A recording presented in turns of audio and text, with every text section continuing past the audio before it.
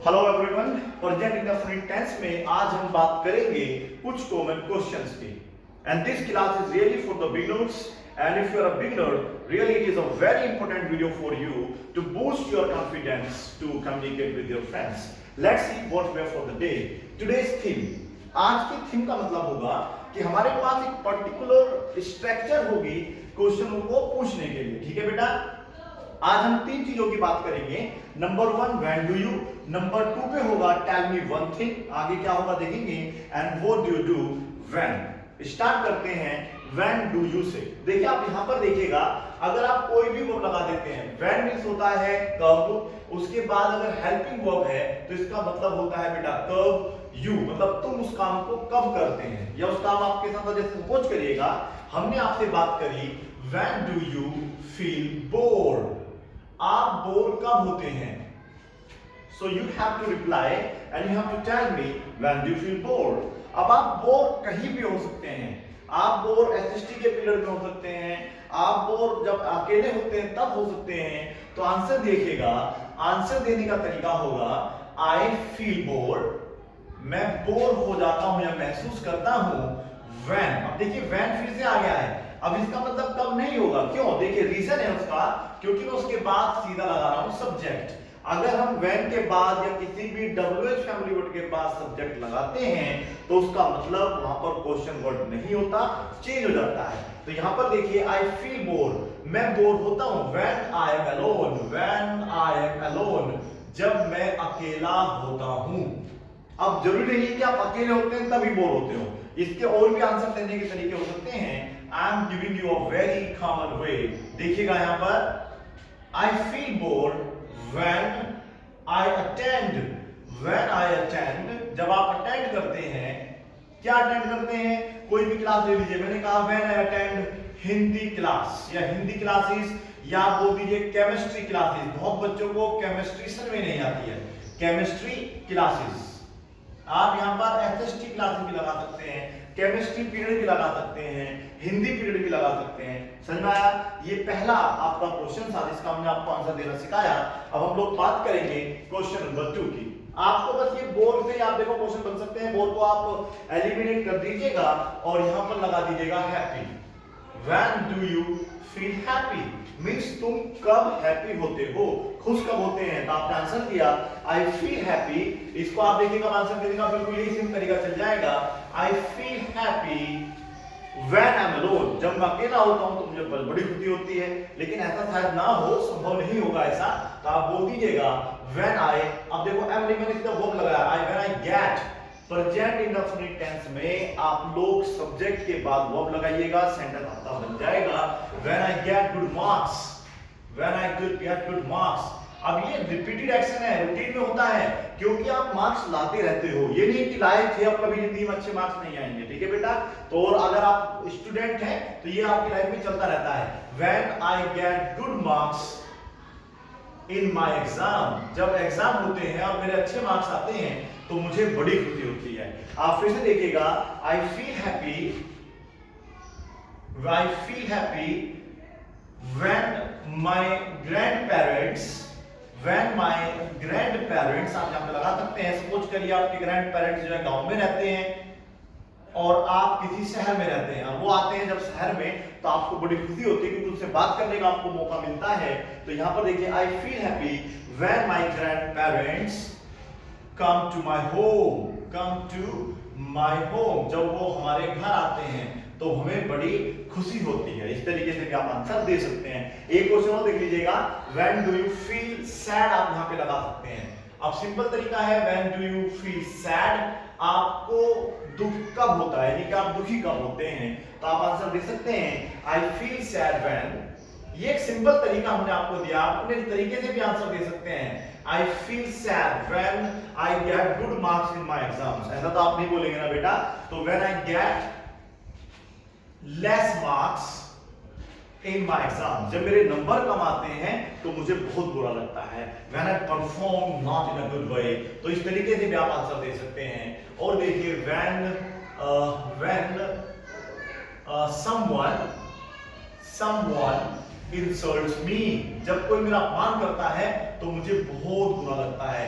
insults me, someone एक singular subject होता है और सिंगुलर सब्जेक्ट के साथ हमेशा वर्ब में एस लगती है। समझ में बेटा? तो आपको फील सैड तब होता है। अब देखिए when I feel sad, मैं दुखी हो जाता हूं या मुझे दुख होता है। when, अब देखिए कौन सा ऐसा एक्शन है जब होता है आपके साथ और आपको बुरा लगता है। आप इसे लगा सकते हैं my father scolds me, जब मेरे पापा मुझे क्या करते हैं, स्कोल्ड करते हैं तो मुझे बहुत दुख होता है। scolds me यहां पर आएगा। उम्मीद है आपको अब इस प्रकार से क्वेश्चनों के आंसर देने आ गए होंगे। आप इसी प्रकार से इन क्वेश्चनों के आंसर देखेंगे क्या आपको आया नहीं आया। when do you, मैंने कहा play cricket on Sunday, play cricket ही लगा दिया है मैंने, बाकी आप देखिएगा when do you play cricket. आप इससे देखेंगे। नंबर दूसरा जिसका आपको आंसर देना है when do you go to your village, आप अपने गांव कब जाते हैं। तो आप बोल सकते हैं I go to my village in summer vacation। Answer आ सकता है। अगला क्वेश्चन देखिएगा when do you, ये आप लगा लेना when do you take your breakfast, take your dinner, when do you take your dinner, आप अपना डिनर कब लेते हैं। इस तरीके से आप कुछ क्वेश्चन बनाएंगे, उनके आंसर देंगे। ठीक है, उम्मीद है आपको समझ में आया होगा। अब चलते हैं इसके सेकंड फेज की तरफ। सेकंड फेज जो है हमारा वो है टेल मी वन थिंग। अब आपको बताना है एक चीज के बारे में। देखिए क्या पूछा जाता है वो। पहले क्वेश्चन बनाना सिखाते हैं। क्वेश्चन कैसे बनेगा। So the way we use to make the question here, tell me, मुझे बताइए, वन थिंग, एक चीज, that makes you angry, जो आपको क्या कर देती है, गुस्सा कर देती है, जो आपको गुस्सा दिला देती है।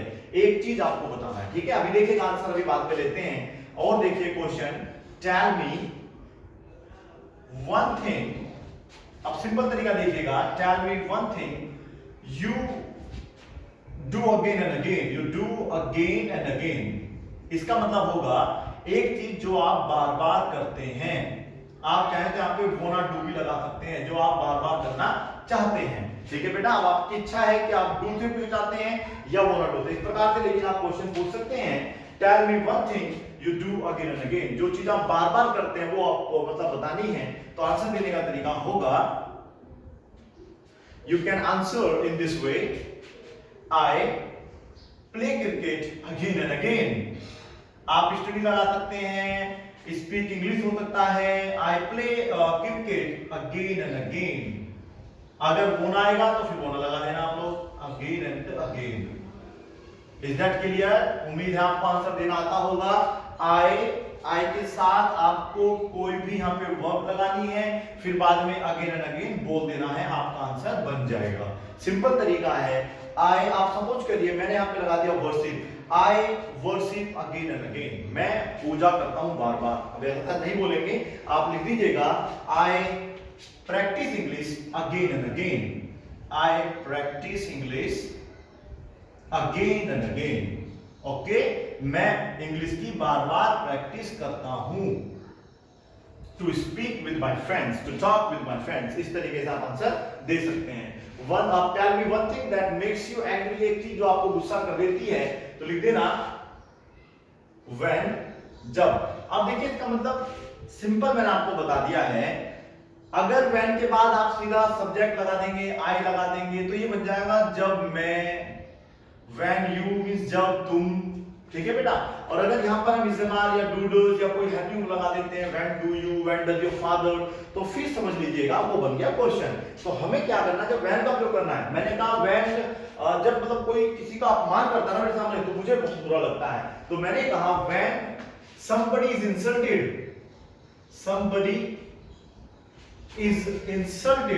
ऑब्जेक्ट बेस्ड सेंटेंसेस है। when somebody is insulted in front of me, जब मेरे सामने किसी का अपमान होता है, और जब वो खासकर पुअर हो, when the poor are insulted in front of me, इस तरीके से आप आंसर दे सकते हैं। जब गरीबों का अपमान मेरे सामने किया जाता है तो मुझे बहुत गुस्सा आता है। आप देखिएगा in front of me, समझ में आया? when somebody is insulted in front of me, I get angry, मुझे गुस्सा आ जाता है, इस तरीके से, और आप आंसर दे सकते हैं। सर मैं आप लोगों को टेल मी वन थिंग से आप और भी क्वेश्चन पूछ सकते हैं। देखिएगा हमने बताया टेल मी वन थिंग, अब जरूरी नहीं कि आप हमेशा दैट लगाएंगे, सिंपल सब्जेक्ट लगाइएगा। देखो your father, tell me one thing your father always tells you, always tells you. एक चीज जो आपके पापा आपको बार बार बताते हैं, अब बताना भी सलाह देते हैं, तो यहां पर आप आंसर देंगे माय फादर, मेरे पापा, ऑलवेज, ऑलवेज एडवाइसेस मी, मुझे सलाह देते हैं, ऑलवेज एडवाइसेस मी टू, अब यहां पर कोई भी वर्ब लगा दीजिएगा। मैंने कहा to help others, to help others, मेरे पापा मुझे सलाह देते हैं, बताते हैं कि हमेशा दूसरों की हेल्प करो, ठीक है। रिस्पेक्ट द पुअर, गरीबों का सम्मान करो। अब ये आपके ऊपर डिपेंड करता है कि आप यहां पर कौन सी वर्ब लगाएंगे, ठीक है बेटा। हमने कहा रिस्पेक्ट द पुअर या think positive, think positive means हमेशा सकारात्मक सोचो, कभी भी नेगेटिव मत सोचो, आप उस काम को कर लेंगे, ऐसा आपको सोचना है। This advice is given to me by my father, ठीक है। ये एडवाइस मुझे मेरे पापा द्वारा दी जाती है कि मुझे हमेशा क्या सोचना है, पॉजिटिव सोचना है। आंसर देने का तरीका है my father always advises me to think positive. उम्मीद है ये भी समझ में आ गया होगा आप लोगों को। अब हम लोग जो है कुछ क्वेश्चन आपको देते हैं जिसका आंसर आपको खुद लिखना है, ठीक है बेटा। नोट करेंगे tell me one thing you wanna do, अब आप वांना डू से बताना है एक चीज जो आप करना चाहते हैं, या आप ऐसा करिए मैं यहीं पे लिख देता हूं tell me one thing you wanna do, you wanna do, एक चीज जो आप करना चाहते हैं। तो आप सिंपल बोल सकते हैं आई वांना लर्न इंग्लिश, ठीक है। I wanna improve my communication skills, इस तरीके से आप बोल सकते हैं। समझा बेटा आप लोगों को। इसका आंसर आप देंगे। अगला क्वेश्चन यहीं पे बनाते हैं tell me one thing you never wanna do, never wanna do, एक चीज जो आप कभी करना नहीं चाहते। Tell me one thing you never wanna do. अगला क्वेश्चन भी आप नोट करेंगे tell me one thing you wanna do for your parents, you wanna do for your parents, एक चीज जो आप अपने माता पिता के लिए करना चाहते हैं। इसका भी आंसर आप खुद लिख के देखेंगे कि क्या आंसर आप लिख सकते हैं फॉर योर पेरेंट्स, ठीक है। अब हम लोग जो है अंतिम पड़ाव पर आ गए हैं, what do you do when. अब देखिएगा इसका मतलब क्या होगा और इससे क्वेश्चन किस तरीके से फॉर्म होंगे और आंसर किस तरीके से दिया जाएगा। Let's see now the next structure is what do you do, तुम क्या करते हो। ये तो हमने बता दिया था आंसर आपको, पिछली वीडियोस में आंसर देना सिखाया था। लेकिन अगर कनेक्ट हो जाए when you are free, when you are free, जब आप फ्री होते हैं तो आप क्या करते हैं। In your leisure time how do you spend it, आप उसे कैसे स्पेंड करते हैं। तो आप बोल सकते हैं व्हेन आई एम फ्री। अब देखिएगा व्हेन, जब, आई एम फ्री, मैं फ्री होता हूं। WH फैमिली वर्ड के बाद अगर सब्जेक्ट आता है तो ये ध्यान रखना है वो क्वेश्चन नहीं होता है, वो आपको जब का सेंस देगा। पे व्हेन का मतलब होगा जब, और अगर जैसे WH फैमिली वर्ड के बाद हमने डू लगाया तो फिर बेटा इसका मतलब बन गया है क्या। तो व्हेन आई एम फ्री, जब मैं फ्री होता हूं। आई यूजुअली, मैं अक्सर क्या करता हूं, मैं सामान्यतः आई अक्सर, I usually listen to music, listen to music, मैं अक्सर म्यूजिक सुनता हूं। अब आप इस म्यूजिक को ही बदल देना है बार बार, लिसन टू म्यूजिक की जगह आप डांस लगा सकते हैं, आई यूजुअली डांस, ठीक है। When I am free I usually watch TV, मैं टीवी देखता हूं, वॉच टीवी आप लगा सकते हैं। रीड अ नॉवल, मैं एक नॉवल पढ़ता हूं, रीड अ नॉवल। अब यहां पर एस नहीं लग रहा, उसका रीजन है क्योंकि आप आई का प्रयोग कर रहे हैं, और जब आई की बात करते हैं यूजुअली के साथ ऐसा एक्शन जो रिपीट होता रहता है, आपके डेली रूटीन का हिस्सा है, तो फिर आप बेटा केवल वर्ब की फर्स्ट फॉर्म का प्रयोग करते हैं। तो what do you do when. अब आप देखिएगा इस तरीके से कुछ क्वेश्चन और भी फॉर्म हो सकते हैं। What do you do, what do you do when your father scolds you, इसका आंसर आप देखिए कुछ करेंगे। जब आपके पापा आपको डांटते हैं तो आप क्या करते हैं, scolds you, I go to my mom, मैं अपनी मम्मी के पास चला जाता हूँ, बिल्कुल आप आंसर दे सकते हैं। आई गो टू माई ग्रैंडफादर, मैं अपने दादा के पास चला जाता हूँ। यही तो बचाव के हमारे तरीके होते हैं। और देखिएगा, अब आप ये खुद लिखना बेटा, what do you do when you go to village, when you go to village. इस तरीके से आप लोग क्वेश्चन बनाइएगा, आंसर लिखिएगा। उम्मीद है आप लोगों को ये जो वीडियो है काफी हेल्पफुल होगी अब बात करने में अपने दोस्तों से, and this will be a great time for you to communicate with your friends after watching this video. Thank you so much for watching this video.